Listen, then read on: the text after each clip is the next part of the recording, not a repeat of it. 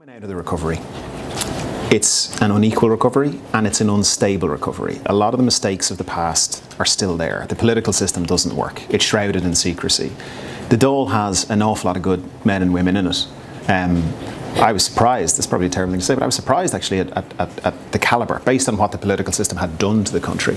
They don't get to speak. They don't get to bring what they have to the table.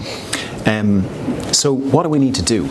We need to first of all establish a recovery for everybody, right? Not just for the few, not just for the friends of Fine Gael. We need a recovery for everybody. And then we need to say, look, how do we set the country up for the next 5 years, 10 years, 50 years, right? How do we do that? I believe, and the Social Democrats believe, that you've got to combine things that haven't gone together in Irish politics before.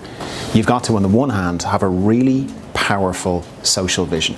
And on the other hand, you've got to have economic credibility, you've got to have economic strength, you've got to have a really vibrant enterprise sector. I don't believe any of the existing parties bring those two things together. We believe that those things must come together and work together. They're opposite sides of the same coin, and that's what we're trying to do.